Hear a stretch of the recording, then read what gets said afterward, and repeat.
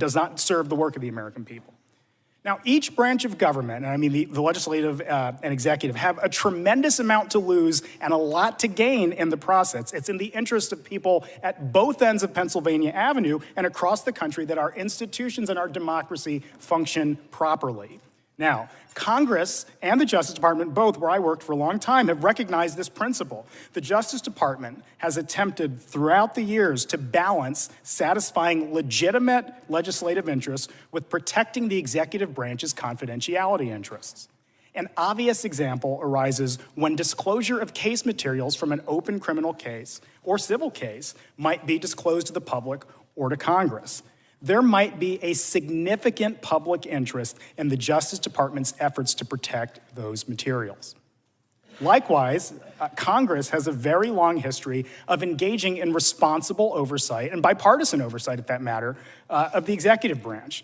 This means reaching accommodations that have regularly included narrowing requests for information, limiting access to information that's provided by the executive branch, or even at times delaying a congressional investigation until the work of the Justice Department in the form of prosecutions or declinations are completed.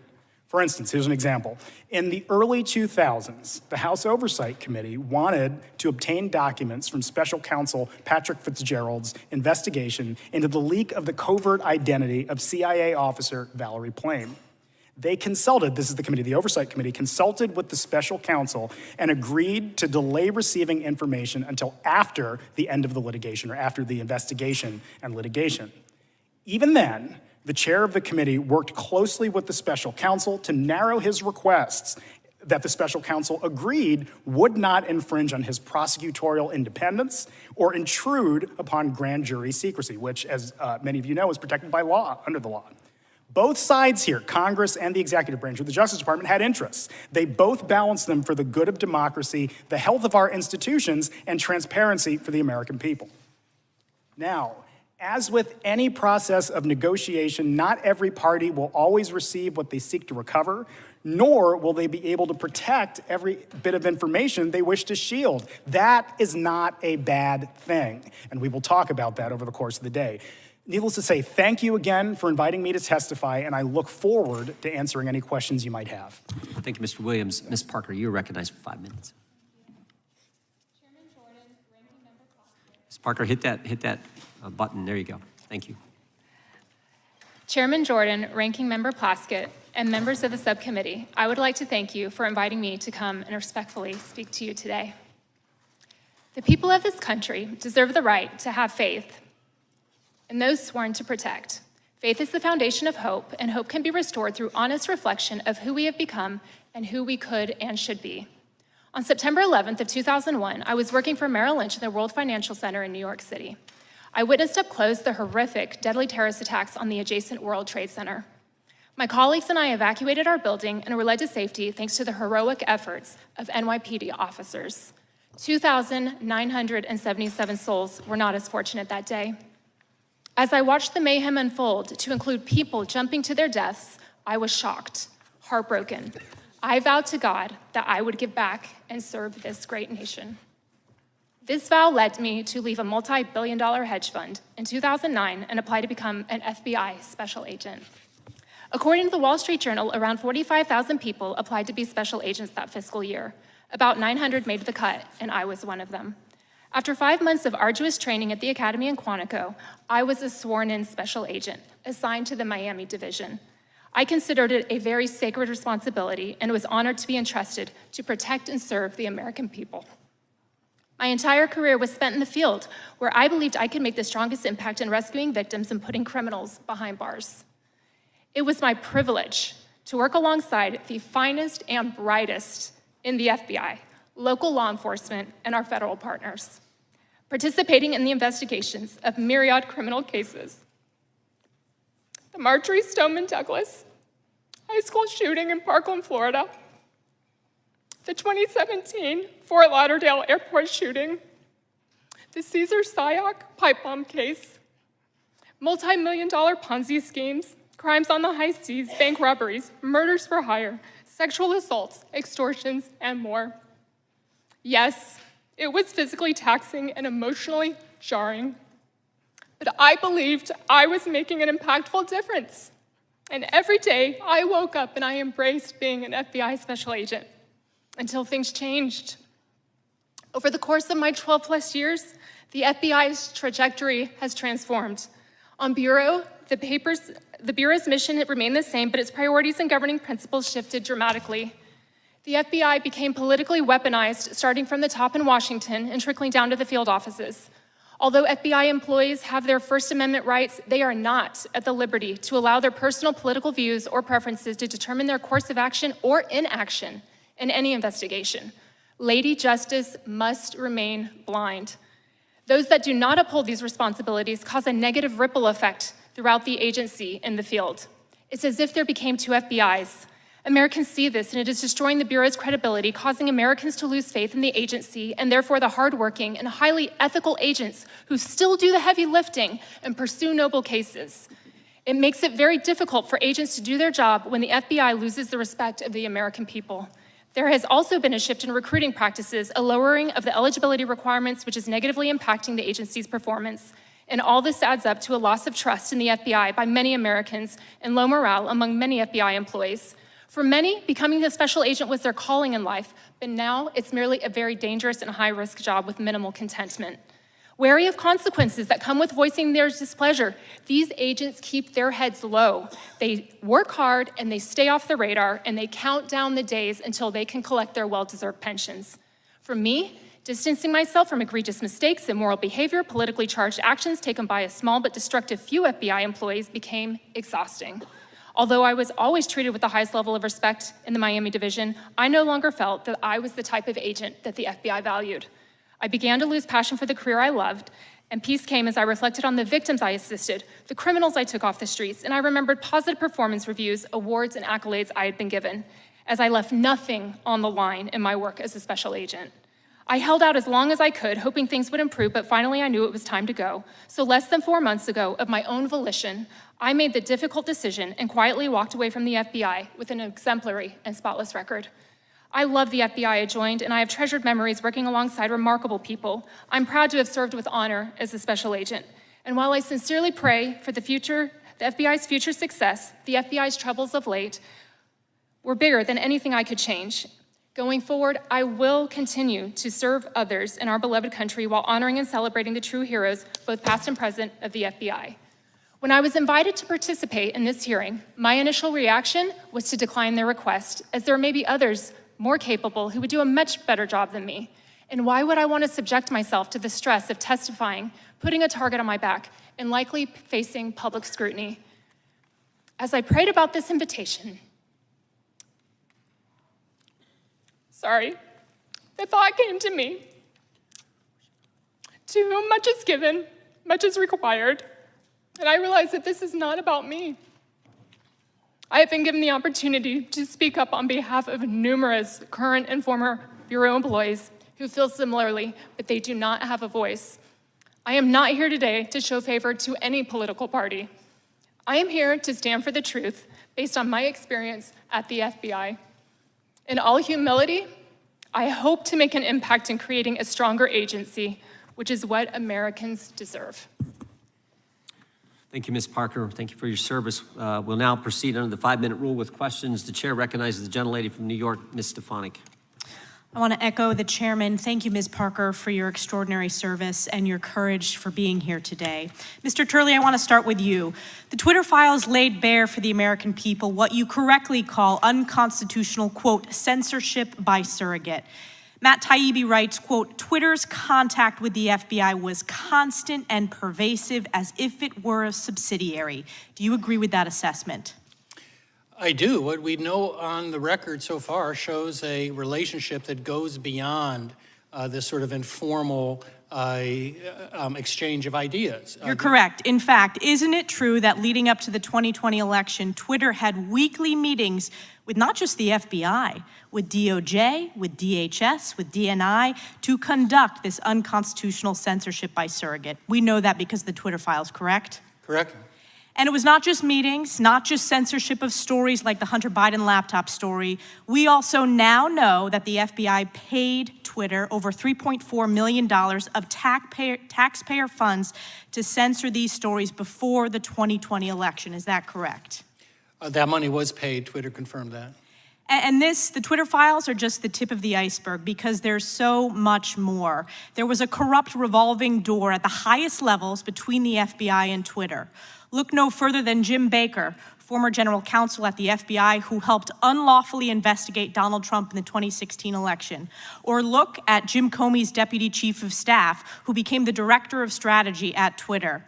Isn't it true, according to the Twitter files, that there were so many FBI officials who then went to work at Twitter that created their own Slack channel and crib sheet for onboarding? The Twitter files confirm that, correct? Correct.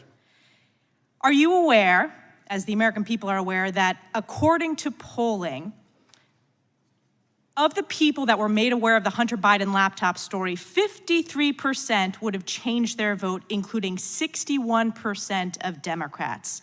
This is the definition of election meddling, and it's the definition of election meddling by the FBI on behalf of Democrats, paid for by the US taxpayers. It's collusion, it's corruption, and it's unconstitutional. Ms. Parker, I want to go to you next about your experience at the FBI, because this is not just about the Twitter files, which folks are focused on because of the news it made. It's about a systemic rot in the culture and the politicization of the leadership of the FBI, and it needs to be rooted out. Let's take a step back. Let's look at the targeting illegally of parents who wanted to stand up for their kids at school board meetings. On September 29th, 2021, the National School Boards Association sent a letter to Joe Biden equating parents at school board meetings to domestic terrorists.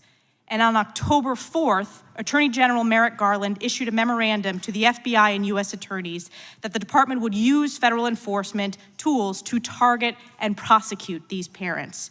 Do you consider parents as domestic terrorists? I do not consider parents as domestic terrorists. No, I do not. No, and neither do the American people. But there's more to this story. It goes back further than that initial letter on September 29th. Because the letter didn't happen organically, it was solicited. It was solicited by the White House and by the Secretary of Education. Essentially, the Biden administration laid the predicate for which it used to justify illegally targeting the American people, targeting these parents. Is it proper protocol as a former FBI officer to set that predicate, to manufacture the reasoning to justify opening an investigation? I believe that no one should be targeted for free speech and that violence should never be tolerated under any circumstance, but it should definitely not, no one should be targeted because they want to speak up at a school board meeting. This was a setup, and it was the setup, and it's the real definition of weaponization of the government against the American people. And it's not just this example of targeting parents at School Boards Association. It goes back to the opening of Crossfire Hurricane. It goes back to the faulty FISA application. It goes back to what we heard on that first panel from Senators Grassley and Johnson. It goes back to the suppression illegally of the Hunter Biden laptop story paid for by the US taxpayers. This corruption needs to be rooted out, and it's not just about protecting the US Constitution. It is most importantly about protecting the American people from the weaponization of the federal government against them. Yield back. Lady yields back. The chair now recognizes the ranking member for 5 minutes. Thank you, Mr. Chairman. Very interesting. As a parent of 5 children, I think having my rights as a parent is a very sacred trust, a very sacred trust. But Mr. Williams, would you say that having worked as a prosecutor, threats of violence against individuals is something that supersedes an individual simply being a parent? Of course, Madam Ranking Member, threats of violence are actionable under the law. When they come, prosecutors can investigate, or the FBI or any other investigative agency can investigate them and prosecute as appropriate. Sure.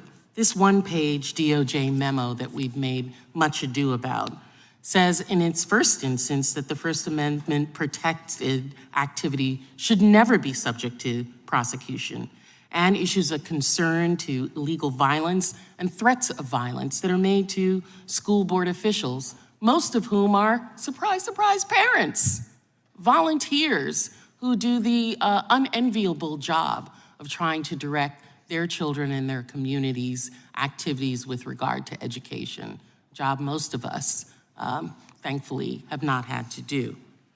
And I'm also troubled, I'm deeply troubled by all of the events, as well as an increase in violence and threats of violence against civil servants and federal law enforcement as we attempt to weaponize these individuals doing their job. In fact, we've seen the consequences of this rhetoric over and over again. I'm also deeply troubled by the idea of Congress, as I said in my opening statement, using oversight as a weapon to air a list of political grievances. We seem to hear much of that from the first panel, especially. I've been a member of the House Oversight Committee, where I saw firsthand how good oversight can help Congress make better public policy. Mr. Williams, you've worked in both Congress and the executive branch. Do you agree with me that oversight of the federal government is an important legislative process?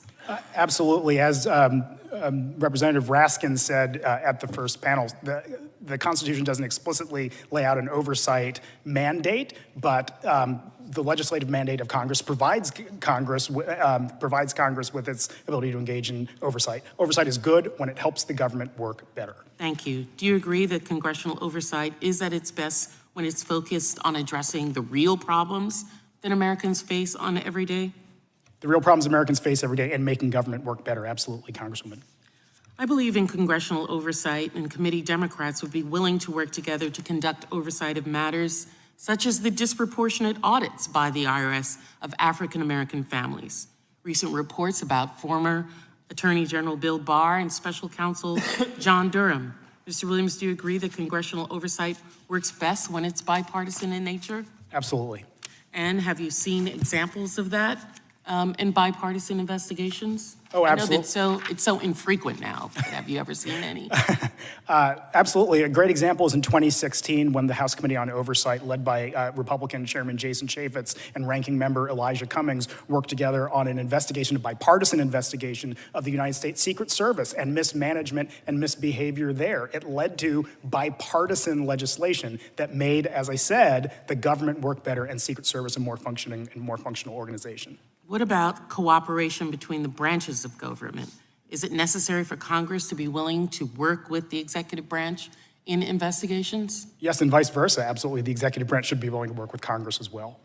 And would that first instance be trying to come to agreement as to when and how documents and information could be given?